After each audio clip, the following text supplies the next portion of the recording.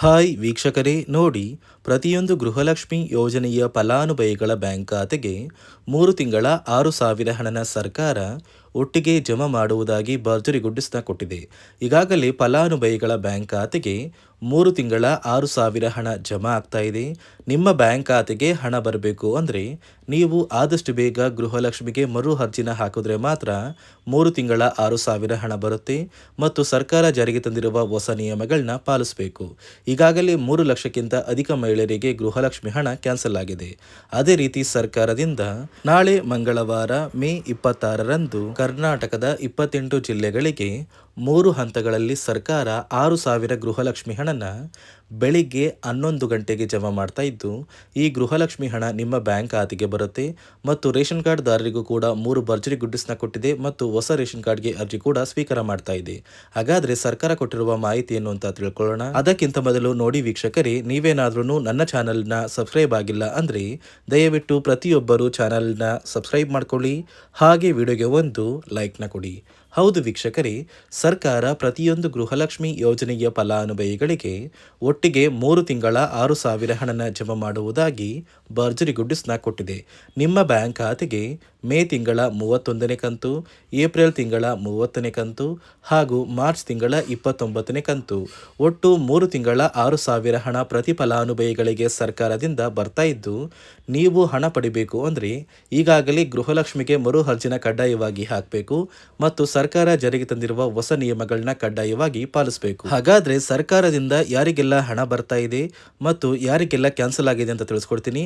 ಅದೇ ರೀತಿ ಸರ್ಕಾರದಿಂದ ನಾಳೆ ಮಂಗಳವಾರ ಮೇ 26ರಂದು ಕರ್ನಾಟಕದ 28 ಜಿಲ್ಲೆಗಳಿಗೆ 3 ಹಂತಗಳಲ್ಲಿ ಒಟ್ಟು 3 ತಿಂಗಳ 6,000 ಹಣ ಬರ್ತಾ ಇದ್ದು, ಬೆಳಿಗ್ಗೆ 10 ಗಂಟೆಗೆ ನಿಮ್ಮ ಬ್ಯಾಂಕ್ ಖಾತೆಗೆ ಬರ್ತಾ ಇದೆ.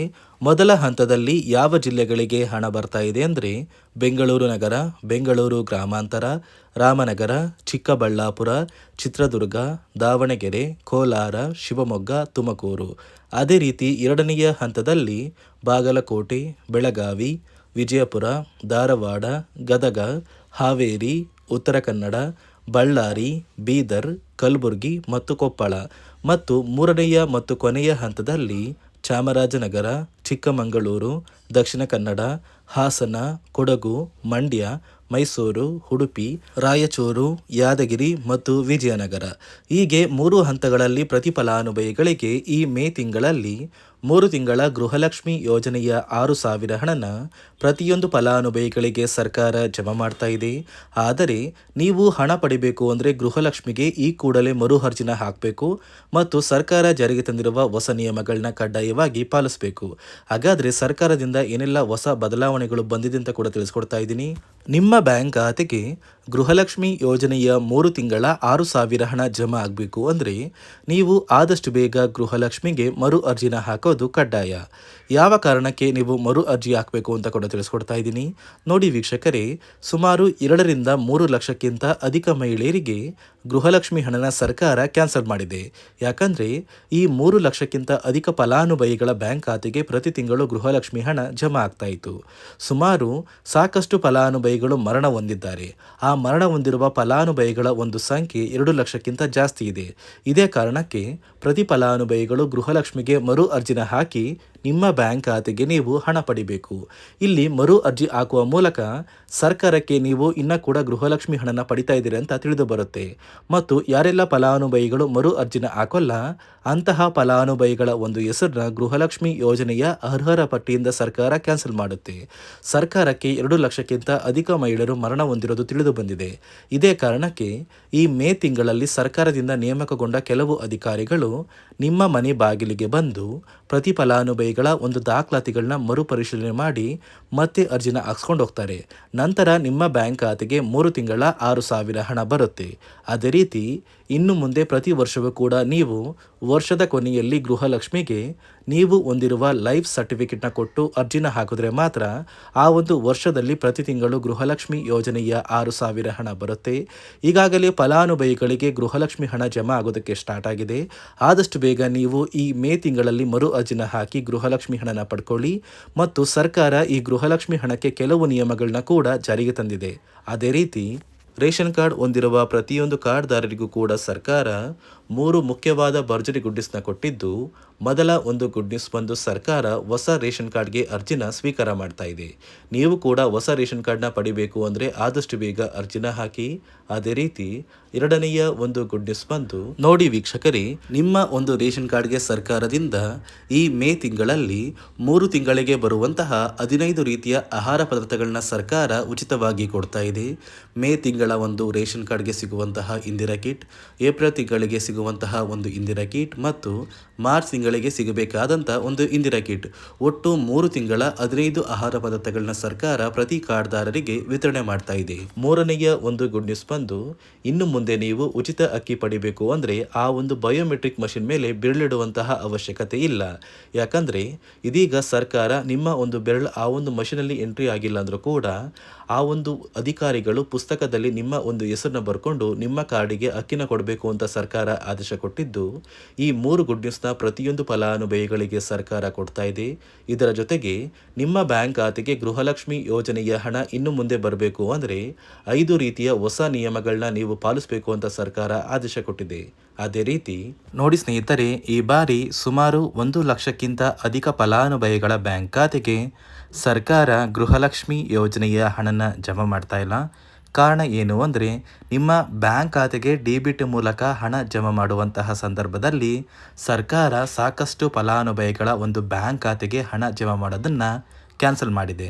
ಯಾಕಂದರೆ ಇತ್ತೀಚೆಗೆ ಹಣಕಾಸು ಇಲಾಖೆ ಜಾರಿಗೆ ತಂದಿರುವ 5 ನಿಯಮಗಳ ಆಧಾರದ ಮೇಲೆ ಪ್ರತಿಯೊಂದು ಫಲಾನುಭವಿಗಳಿಗೆ ಸರ್ಕಾರ ಈ ಒಂದು ಹಣನ ಜಮಾ ಮಾಡ್ತಾ ಇದ್ದು, ಯಾರೆಲ್ಲ ಫಲಾನುಭವಿಗಳು ಈ ನಿಯಮಗಳನ್ನ ಪಾಲಿಸಿಲ್ಲ ನಿಮ್ಮ ಬ್ಯಾಂಕ್ ಖಾತೆಗೂ ಕೂಡ ಹಣ ಜಮಾ ಆಗೋದಿಲ್ಲ. ಹಾಗಾದರೆ ಬನ್ನಿ ಸ್ನೇಹಿತರೆ, ಸರ್ಕಾರ ಜಾರಿಗೆ ತಂದಿರುವ ಆ 5 ಹೊಸ ನಿಯಮಗಳು ಏನು ಅಂತ ನಾನು ನಿಮಗೆ ತಿಳಿಸ್ಕೊಡ್ತಾ ಇದ್ದೀನಿ. ನೋಡಿ ಸ್ನೇಹಿತರೆ, ಮೊದಲನೆಯ ಒಂದು ನಿಯಮ ಬಂದು, ಸಾಕಷ್ಟು ಫಲಾನುಭವಿಗಳು ಹೊಂದಿರುವಂತಹ ಒಂದು ರೇಷನ್ ಕಾರ್ಡ್ ಏನಿದೆ, ಆ ಒಂದು ರೇಷನ್ ಕಾರ್ಡ್ನ ಮನೆಯ ಸದಸ್ಯರ ಪ್ರತಿಯೊಬ್ಬರ ಒಂದು ಆಧಾರ್ ಕಾರ್ಡ್ನ ನಿಮ್ಮ ರೇಷನ್ ಕಾರ್ಡ್ಗೆ ಕಡ್ಡಾಯವಾಗಿ ಲಿಂಕ್ ಮಾಡಿಸ್ಬೇಕು. ಅಂದರೆ ಈ ಒಂದು ಲಿಂಕ್ ಮಾಡಿಸುವಂತಹ ಒಂದು ಪ್ರೊಸೀಜರ್ಗೆ ಸರ್ಕಾರ KYC ಅಂತ ಕರೀತಾರೆ. ನಿಮ್ಮ ರೇಷನ್ ಕಾರ್ಡ್ಗೆ ಇನ್ನೂ ಸಹ KYC ಆಗಿಲ್ಲ ಅಂದರೆ ನಿಮ್ಮ ಬ್ಯಾಂಕ್ ಖಾತೆಗೆ ಸರ್ಕಾರ ಮುಂದಿನ ದಿನಗಳಲ್ಲಿ ಗೃಹಲಕ್ಷ್ಮಿ ಯೋಜನೆಯ ಹಣನ ಕ್ಯಾನ್ಸಲ್ ಮಾಡುತ್ತೆ. ಅದೇ ರೀತಿ ಎರಡನೆಯ ಒಂದು ನಿಯಮ ಬಂದು, ಸಾಕಷ್ಟು ಫಲಾನುಭವಿಗಳು ಕಳೆದ 3 ತಿಂಗಳಿಂದ ಸರ್ಕಾರದಿಂದ ಬರ್ತಾ ಇರುವಂತಹ ಒಂದು ರೇಷನ್ ಏನಿದೆ, ಅಂದರೆ ಉಚಿತ ಅಕ್ಕಿ ಏನಿದೆ, ಈ ಒಂದು ರೇಷನ್ನ ಪಡ್ಕೋತಾ ಇಲ್ಲ. ಒಂದು ವೇಳೆ ಕಳೆದ 3 ತಿಂಗಳಿಂದ ನೀವು ರೇಷನ್ನ ಪಡ್ಕೊಂಡಿಲ್ಲ ಅಂದರೆ ಸರ್ಕಾರ ನಿಮ್ಮ ಬಳಿ ಇರುವಂತಹ ಒಂದು ರೇಷನ್ ಕಾರ್ಡ್ನ ಕ್ಯಾನ್ಸಲ್ ಮಾಡುತ್ತೆ.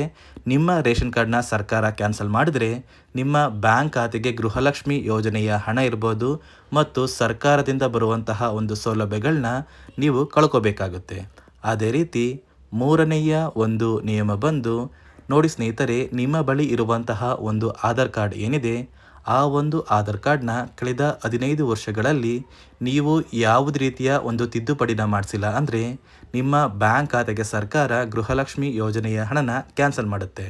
ಯಾಕಂದರೆ ಸರ್ಕಾರದಿಂದ ಬಂದಿರುವಂತಹ ಒಂದು ಆದೇಶದ ಪ್ರಕಾರ ಪ್ರತಿಯೊಂದು ಫಲಾನುಭವಿಗಳು ಕಳೆದ 15 ವರ್ಷಗಳಲ್ಲಿ ಯಾವುದೇ ರೀತಿಯ ಒಂದು ತಿದ್ದುಪಡಿನ ನಿಮ್ಮ ಆಧಾರ್ ಕಾರ್ಡ್ಗೆ ನೀವು ಮಾಡಿಸಿಲ್ಲ ಅಂದರೆ ಕಡ್ಡಾಯವಾಗಿ ಆದಷ್ಟು ಬೇಗ ನಿಮ್ಮ ಆಧಾರ್ ಕಾರ್ಡ್ಗೆ ತಿದ್ದುಪಡಿನ ಮಾಡಿಸಿ. ಅದೇ ರೀತಿ ನಾಲ್ಕನೆಯ ಒಂದು ನಿಯಮ ಬಂದು, ನಿಮ್ಮ ಕುಟುಂಬದ ಒಂದು ವಾರ್ಷಿಕ ಆದಾಯ 7 ಲಕ್ಷಕ್ಕಿಂತ ಕಡಿಮೆ ಇರಬೇಕು. ಒಂದು ವೇಳೆ ನಿಮ್ಮ ಕುಟುಂಬದ ವಾರ್ಷಿಕ ಆದಾಯ 7 ಲಕ್ಷಕ್ಕಿಂತ ಜಾಸ್ತಿ ಇದ್ದರೆ ನಿಮ್ಮ ಬ್ಯಾಂಕ್ ಖಾತೆಗೆ ಸರ್ಕಾರ ಗೃಹಲಕ್ಷ್ಮಿ ಯೋಜನೆಯ ಹಣನ ಕ್ಯಾನ್ಸಲ್ ಮಾಡುತ್ತೆ. ಅದೇ ರೀತಿ ಐದನೆಯ ಒಂದು ನಿಯಮ ಬಂದು, ನಿಮ್ಮ ಕುಟುಂಬದ ಸದಸ್ಯರು ಅಥವಾ ಗೃಹಲಕ್ಷ್ಮಿ ಯೋಜನೆಯ ಫಲಾನುಭವಿಗಳು ಯಾರು ಕೂಡ ಸರ್ಕಾರಿ ನೌಕರರಾಗಿ ಕಾರ್ಯನಿರ್ವಹಿಸ್ತಾ ಇರಬಾರ್ದು.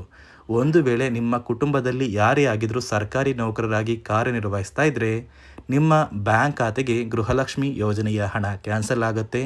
ಈ 5 ನಿಯಮಗಳ ಆಧಾರದ ಮೇಲೆ ಪ್ರತಿಯೊಂದು ಫಲಾನುಭವಿಗಳಿಗೆ ಸರ್ಕಾರ ಹಣ ಜಮಾ ಮಾಡ್ತಾ ಇದೆ.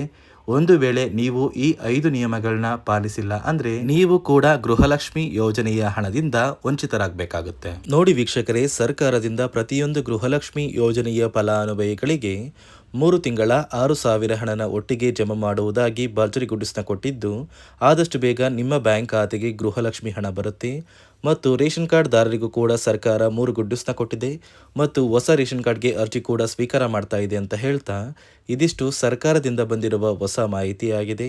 ನಾನು ಕೊಟ್ಟಿರುವ ಮಾಹಿತಿ ನಿಮಗೆ ಇಷ್ಟ ಆಗಿದ್ದಲ್ಲಿ ದಯವಿಟ್ಟು ಪ್ರತಿಯೊಬ್ಬರು ನನ್ನ ಚಾನಲ್ನ ಸಬ್ಸ್ಕ್ರೈಬ್ ಮಾಡಿಕೊಳ್ಳಿ, ಹಾಗೆ ವಿಡಿಯೋಗೆ ಒಂದು ಲೈಕ್ನ ಕೊಡಿ.